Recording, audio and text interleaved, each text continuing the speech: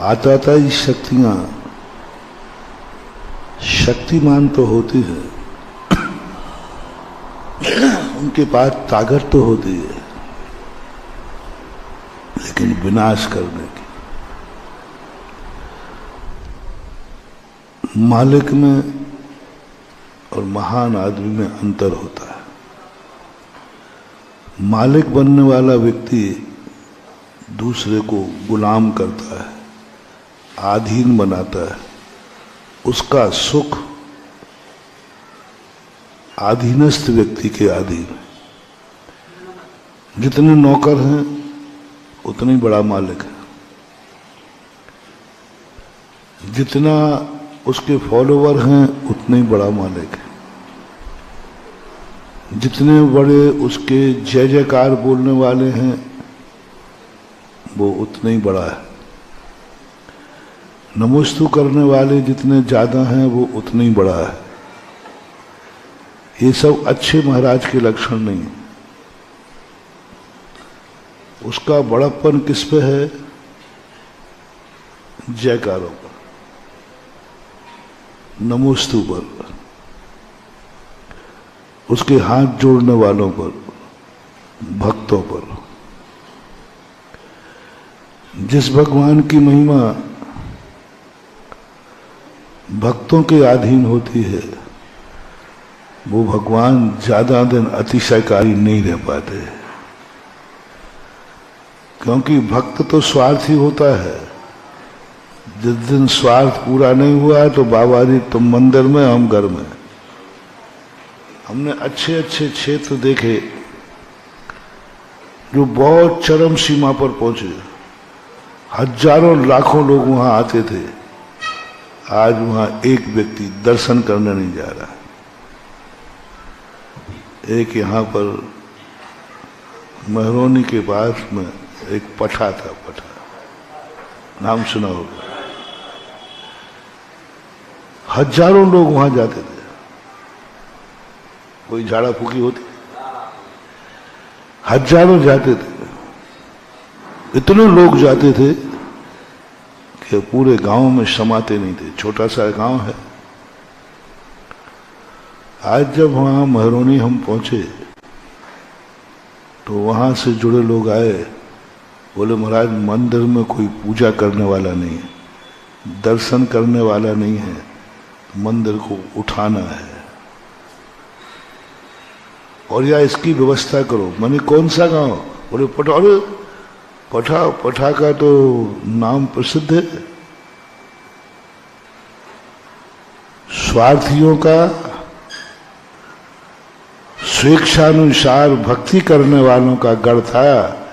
जिन दिन की स्वेच्छा खत्म हो गई, आज उजड़ गया, उजाड़ हो गया, कोई नहीं जा रहा है।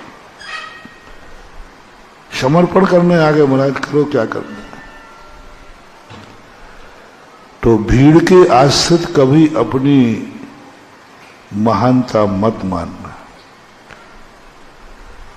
भक्तों से हम महान नहीं हैं, हम महान हैं सो भक्त हैं।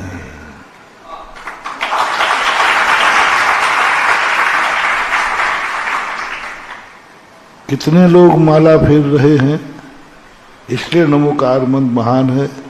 नहीं, नमोकार मंत्र महान है इसलिए लोग माला फेर रहे हैं। ये तुम्हारे दुकानों में, राजनीति में होता है। कौन जीतेगा? बोले बताओ नामांकन पर भीड़ कितनी हुई, उसके प्रचार प्रचारक कितने हैं? उसको देखकर कहते हैं कि ये व्यक्ति का प्रभाव ज्यादा है, लेकिन नीतिगत सिद्धांत ये नहीं है। मैं बड़ा हूं क्योंकि मेरे भक्त इतने हैं, और भक्त कहता है मैं इनका भक्त हूं क्योंकि ये बड़े हैं। मैं बड़ा हूं यदि मुझे अनुभूति में आ गया, देखा मैं कितना अच्छा साधु हूं, देखा मैं कितना प्रभावशाली साधु हूं, देखा मैं कितना महान हूं, देखो मेरी आगवानी कितनी अच्छी की।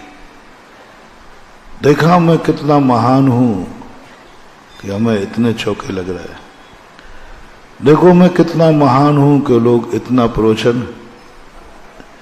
यदि यह साधु की अनुभूति में आ जाए, वह साधु ज्यादा दिन तक नहीं टिक पाएगा, उसका पतन। क्योंकि वो महान किसके अधीन मान रहा है? पर के अधीन, तुम्हारी जयकार के अधीन, तुम्हारी भीड़ को देख के मान रहा है। देखा मैं कितना महान हूं, यदि मैं महान नहीं होता तो इतनी भीड़ क्यों आती? मेरे प्रवचनों में दम नहीं होता तो तुम सुनने क्यों आते?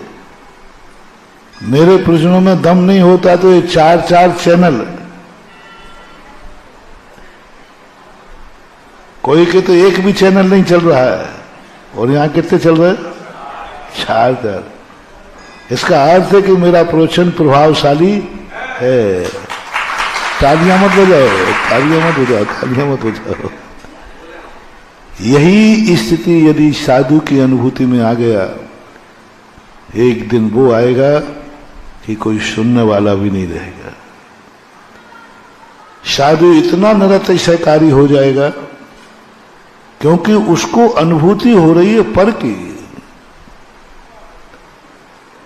श्रोता सुन रहे हैं इसलिए मेरा प्रवचन अच्छा है, ये वक्ता को अनुभूति हो जाए, डाउनफॉल चालू, अशुभ चालू हो गया। मैंने प्रवचन अच्छा दिया है तभी तो तालियां बजी हैं। तो मेरे प्रवचन अच्छा किसके अधीन हो गया? तालियों के। तालियां तो किराएदार से बजवा सकते हैं, तालियां तो व्यक्ति मोह से भी बजा सकता है। सत्य को ही तालियां बजती हैं ऐसा कोई नियम नहीं। बहुत बड़ा सोच है। चाणक्य ने चंद्रगुप्त को यही कहा,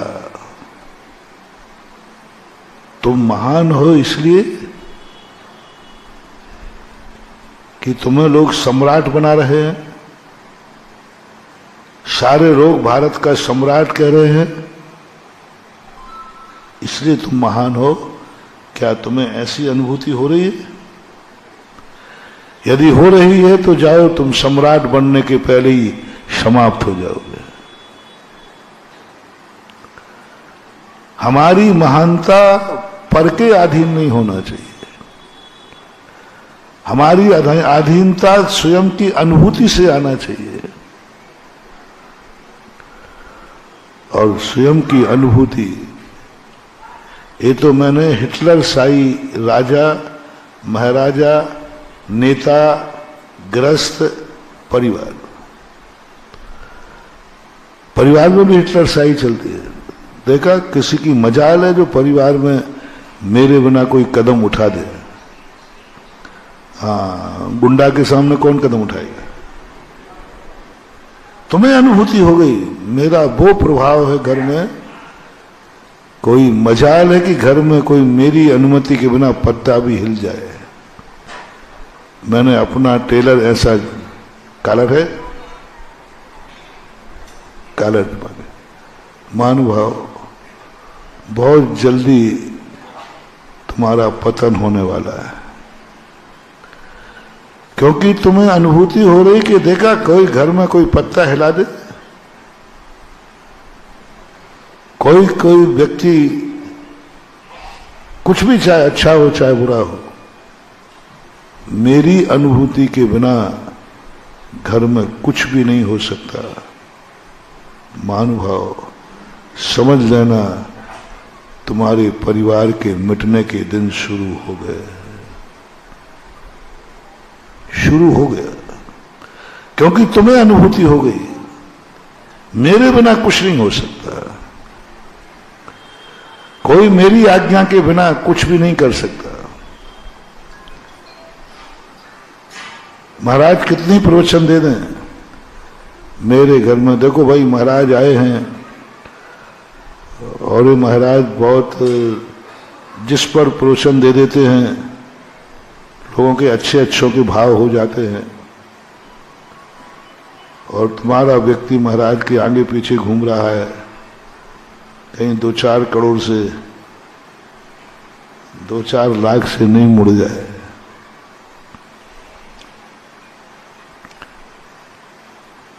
अभी सिंगई के मंदिर गया, उनने सोची थी महाराज शांति धारा करा दे, तो सबने सोची 11,000 की हो जाएगी। अब जैसे मैं बैठा तो 5 लाख की पहुंच गई।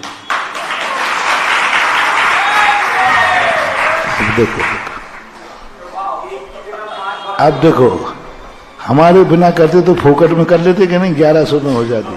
मुड़ गए, यही तो आप, यही तो तुम्हारी मूर्खानंद हो, फिर भी तुम मुझे ले जाते, मानते ही नहीं। अब ये स्थितियां मुझे अनुभव में आ जाए, देखा मेरा प्रभाव कितना है, देखा मेरा प्रभाव कितना है। 1100 रुपये में शांति धारा नहीं गई और मेरे प्रभाव से 5 लाख की चली गई। बस उसी दिन मेरा अतिशय खत्म हो जाएगा। एक दिन वो आएगा, कोई 5 रुपये में शांति धारा लेने वाला नहीं बचेगा, क्योंकि मेरे अनुभव में आ गया कि मेरा प्रभाव देखो कितना है। मेरा प्रभाव कितना है कि देखो 5 लाख की शांति धारा होगी। मेरा प्रभाव देखा, मेरा प्रभाव कितना है मेरे घर में। महाराज कितनी प्रोत्साहन दे दें, चिंता नहीं करो। मेरे का घर का व्यक्ति 1 रुपया भी दान बोलेगा तो मेरी अनुमति के बिना बोल ही नहीं सकता। कितने महाराज चले जाए, महाराज तो क्या, महाराज के गुरु भी होके चले गए तो वे नहीं बुलवा पाए तो ये क्या बुलवा पाए। ऐसा कई लोगों को भाव आता है। महानुभाव मत करना। यदि ऐसी अनुभूति तुम्हें हो रही हो तो आज का नोट करना, अब सगुन चालू हो गया। सासू में यदि ये भाव आ जाए, देखा मेरी बहू मेरे बिना कुछ नहीं कर सकती, सबन रहना, उस घर का विनाश शुरू हो गया। सासू को अनुभूति हो गई, बहू को अनुभूति हो गई कि मैंने ऐसा घर में टेलर बनाया है, सासू भी मेरे बिना